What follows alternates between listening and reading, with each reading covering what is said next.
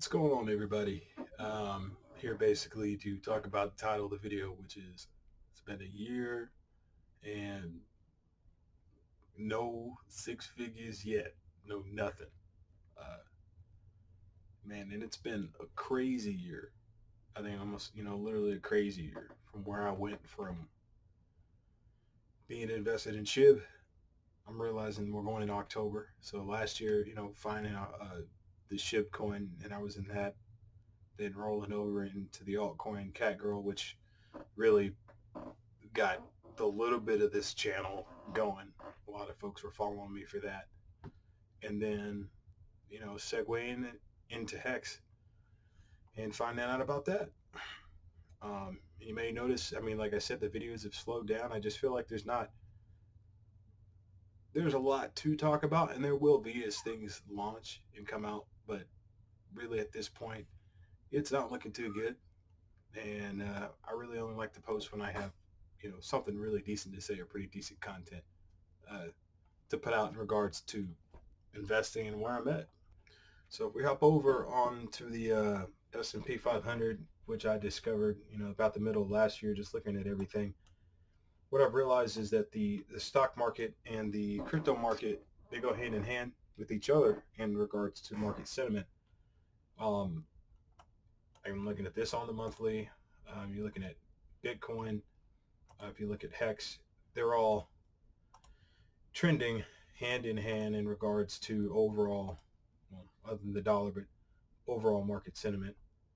Um, and what's happening now, I think the last time I talked, really in depth about this is, we were looking at on the weekly, what I saw is a double bottom from the RSI, but there it didn't break out, obviously. You can see right here, it did not break out. I think there's a lot that's contributing to that, which namely the Fed and the hawkish rates, really to control the rate of inflation, and also uh, the U.S. housing market index, or not the index itself, but just the housing market in general, um, which on the monthly standpoint, it's working its way down. But as long as the Fed basically, from what I've learned, as long as they keep uh, increasing the rates and not lowering the rates, which causes the market to go up, then what we're going to see is low prices everywhere. It doesn't matter what altcoin you have. And at this point, looking at it, um, I don't really care about this is a daily, the monthly here. Or really, I have to go to the weekly on Hex here. I mean, with them not pivoting, with the Fed not pivoting and adjusting the rates to be more bullish, I think Monday, September the 19th, you can quote me on it, I may be wrong, it's probably going to be Bloody Monday because this whole week is probably going to be bearish to the downside. And if they stay staunch, it's almost like we could be within this area for like the next 2 to 5 years. So like my discovery when it came to Hex and finding out about the coin itself, uh, I came in at the tail end of the bull market, and hey, I'm here in the middle of a bear market.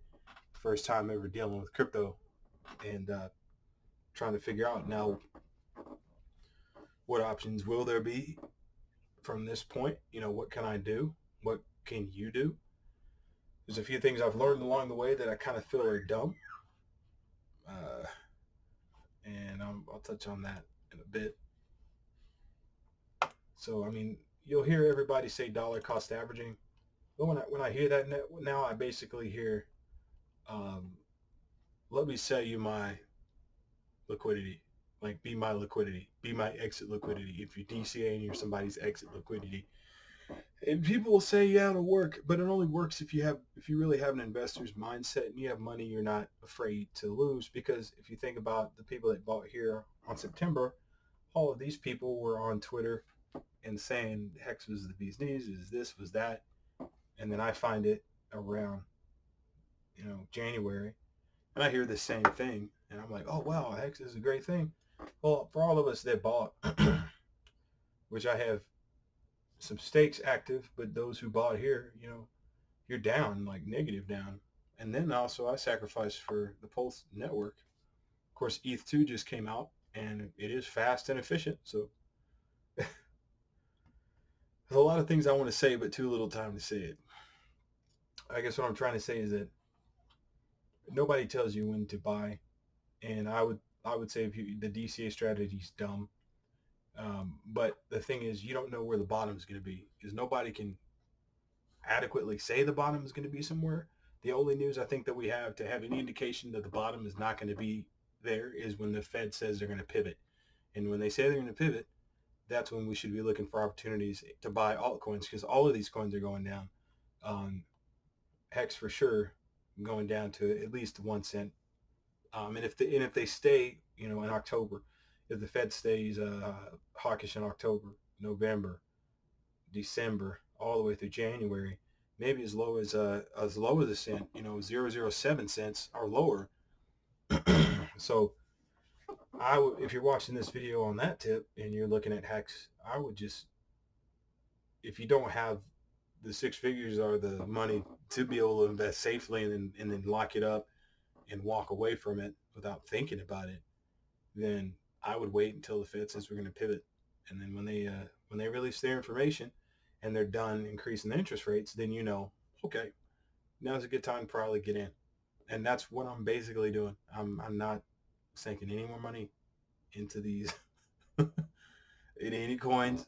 I don't care about the other altcoins. I don't care about the Hex altcoins. I don't care about none of that stuff.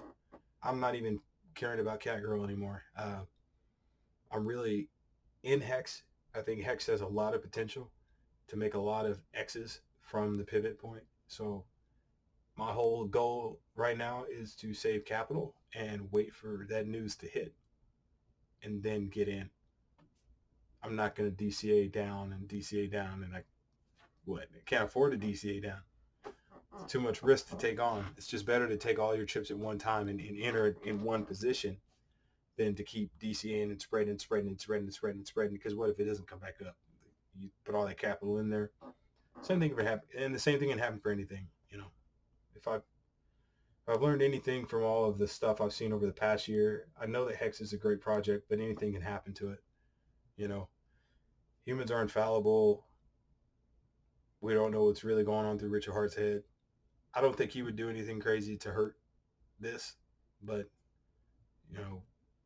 hey, the only thing really that would keep him from that is he's so, forgive me for saying it, but he's so prideful that, you know,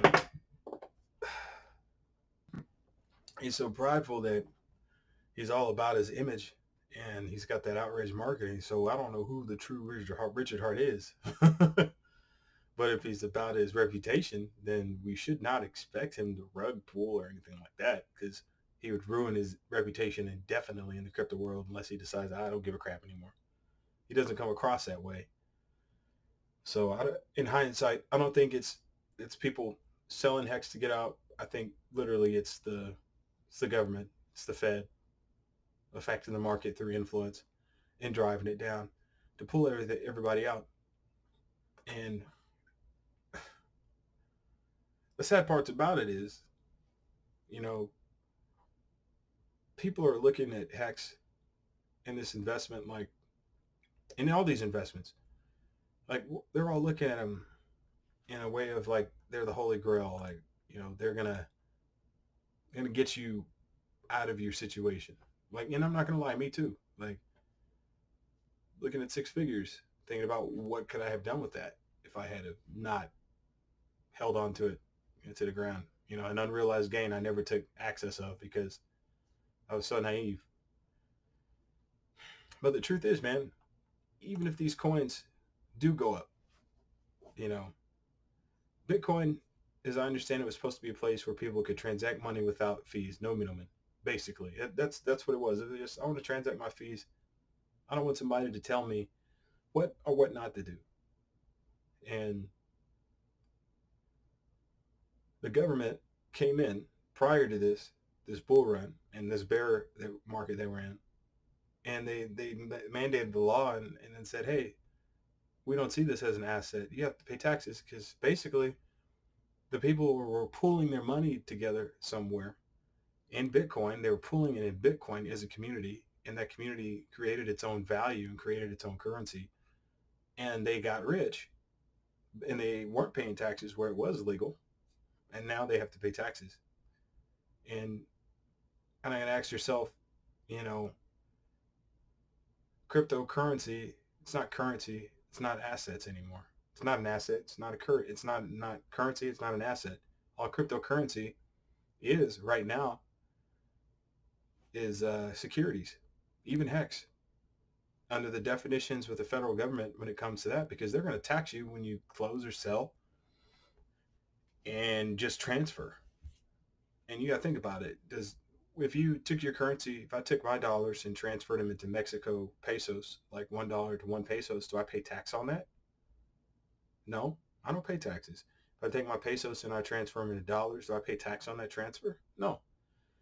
So I think the word cryptocurrency in this whole market is an idiom. It's stupid. It's false. It's a false declaration on what we're actually dealing with. What we're dealing with are electronic securities backed by the faith of communities.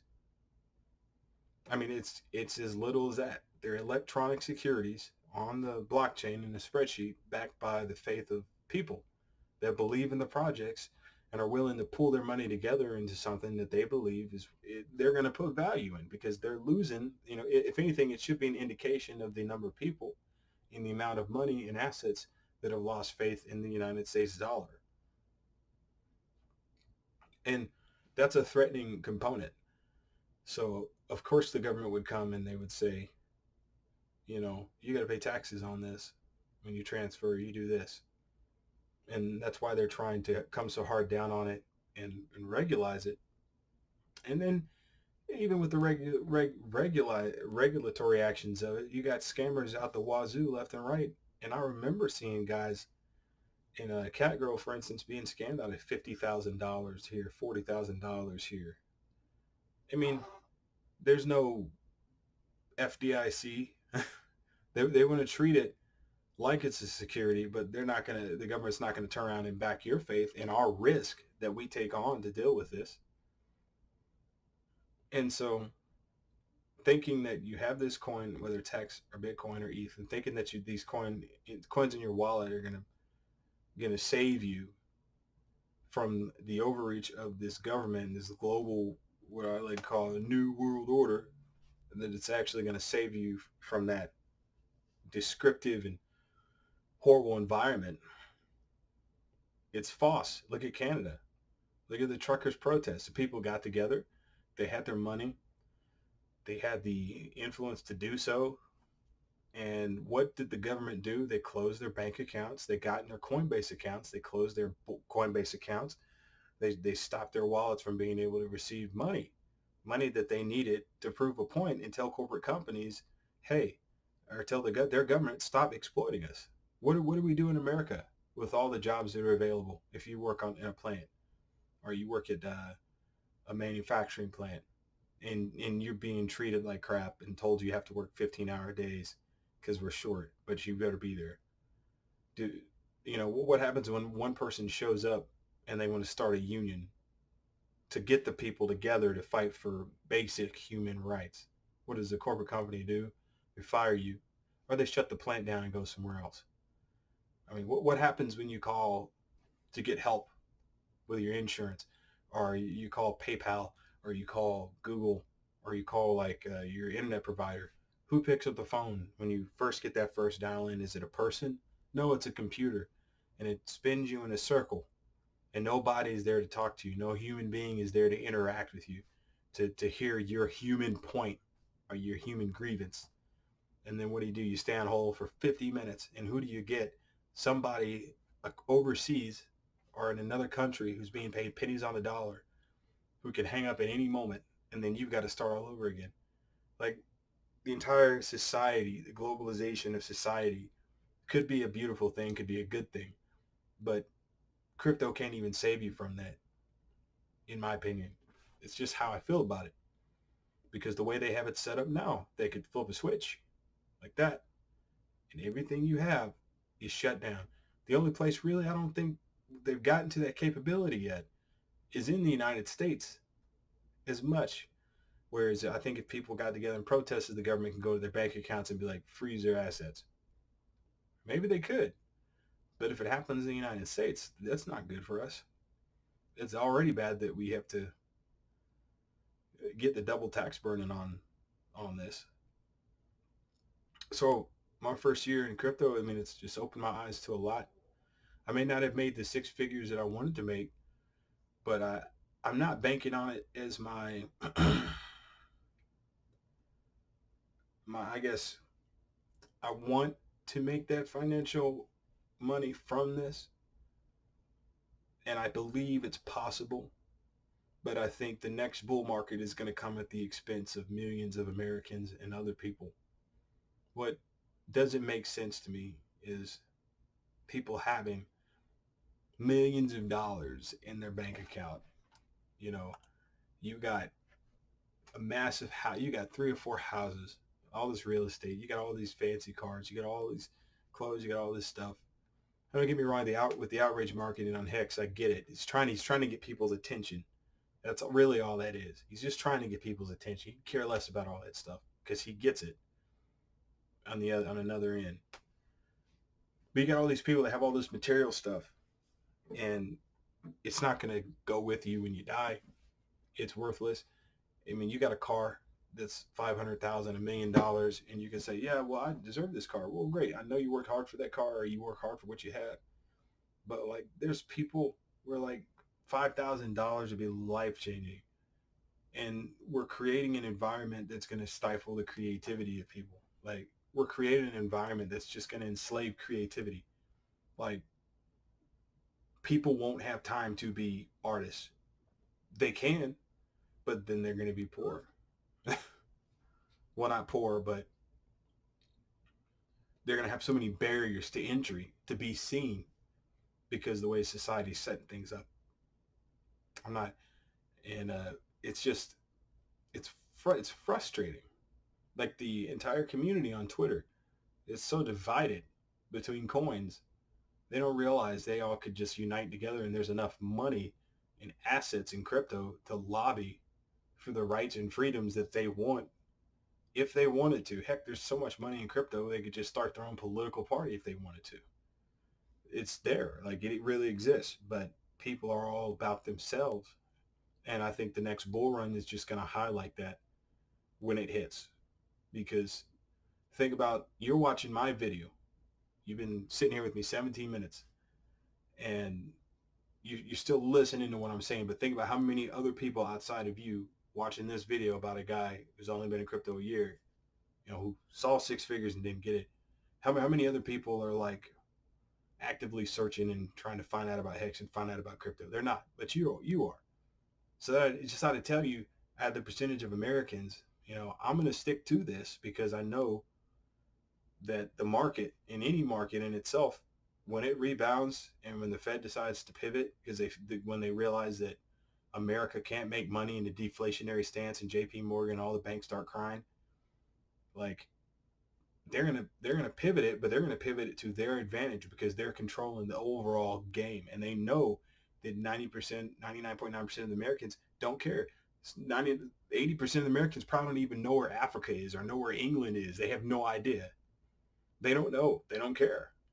And the government is using that ignorance and the freedom that's innate within the American culture and society to basically just run over people's rights. And the only way that you will have rights, unfortunately, is if you have tons of money. But the only thing that would prohibit you from there is if the government is able to shut you down, to shut down your bank account, to stop you from transferring funds. That's the kicker. And I don't see that. I haven't seen that in America. I've seen that in Canada.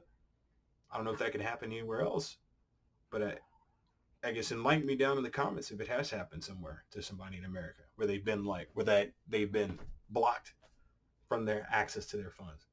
I know PayPal, because I did contracting work. PayPal is kind of like the same way. So, I mean, they blocked my payment and held it for like 14, 15 days. Money I went out there and busted my butt out there in the hot sun, because I took on extra work we had our daughter, and building a family, I need extra money. So I got to do something. I want to make money that I can have to invest in Hex. I don't want to bust my butt. Then I get paid. But then PayPal says, oh, it's too much money that you got paid and we have to hold it because you haven't had so many transactions. Like the reality is like that's money I made, but you're gonna hold it for 21 days because you can. And if I don't do the right things to say that it's mine or prove it's mine, then you're just gonna keep it. And that's like the corporate mindset of society that we live in, which is so messed up. It's so messed up. When you boil it down, and I guess I'm not trying to get too depressed about this, but just you boil it down to three main things. And you think about humanity, even about Hex. And yeah, I know some of you probably want that Lamborghini. I want, I'd like to have an exotic car one day. But boil it down. What do we need as human beings? Just to kind of, I'm just going to paint a picture in these last few minutes as I just, I'm reminiscing on this past year. There are three things that really we need as human beings. We need food, we need water, and we need shelter. We need those three things, right? When you really boil it down, is community important? Yes. Ties, network, yeah. Your job, whatever, yeah. All other crap, it's there, but all of that stuff comes at an expense. But when you boil it down, what you need, if they took me and threw me on a deserted island, and they taught me how to hunt, how to build a shelter, how to start a fire, and how to get water for myself, I could live there. Would I have work? Yeah, that just shows me that work is innately there. It'll always be there. There's always going to be some type of work, no matter what you do. But am I paying taxes on this rabbit that I caught and killed? No. Am I paying taxes on this little shelter I built out of sticks and stones with a fireplace in it? No. Now, do I have access to adequate medical care? No, I don't. Do I have access to the ER if I break my leg? No, I don't. But in the innate human capacity, you could still do the things you need to do to survive. But the system that we live in this world that we live in, puts a price on everything. So you pay your water bill, right? You pay your rent bill for your home, right? You have to go to the grocery store to get groceries. But how do you get all those things? I can't go out and just kill things and just live like that. Unless I had a farm, I have to have a job, right? I have to make money. And I know what it's like right now, working 40 hours and not being able to pay all of the bills, like being a sole provider and working 40-hour week and still not being able to pay the other, like having to choose between this bill or my family's going to have food this week. And that's real for people. And that's where we're at now. And it's so backwards and so twisted and so messed up that it's enslaving people. And not just in America, everywhere. It's enslaving people. So my first year in crypto, man, I may not have made that $1 million. And in hindsight, I'm glad I didn't, because if I had have, there's some things that have happened in my life this past year that I just wouldn't have done if I would have had certain amounts of money, and it would have caused more issues than not. You know, I'm learning things about your family, about people. Not everybody has your best interests in mind, and they say jealousy is just as cruel as the grave. It's like killing somebody, and not everybody is going to be happy for your success or where you're headed. And I'm learning that. So I'm kind of glad that it didn't come out, but I kind of see it now where we're at on the precipice of like really dipping low in the markets, like where everybody's going to scream bloody murder. Uh, when it pivots, when it changes, and that those opportunities present themselves, that's going to be the time to strike. And I kind of feel indebted to that. I have to do it, not just for me and my immediate family, but for the people that I want to help in the long run. Like,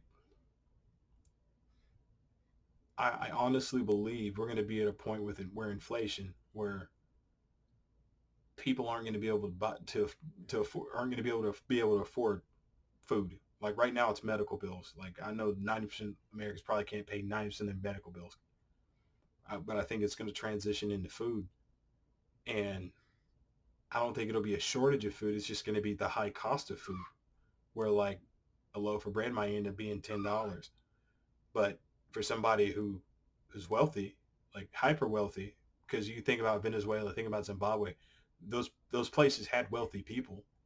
Even though the prices were crazy skyrocketed, they could afford to still live and eat. Like it didn't bother them. So somebody in that top 1% is still going to be going to the grocery store, getting groceries, getting a loaf of bread for $10 because it means nothing to them. But then yet still, the American people in this country that's supposed to be free, 85 to 90% of them are going to be starving to death. It's so backwards and it's so messed up. You have to have you have to have money to go see your loved one who's sick. And if you don't have the money and they die, you can't be by their side. That's messed up.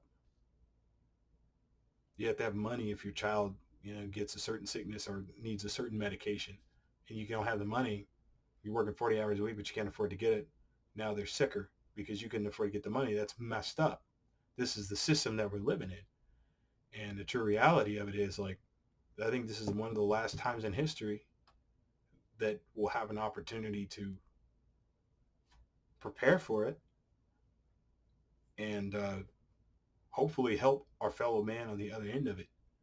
Because if we don't take advantage of this situation right now, it's just gonna get worse and worse.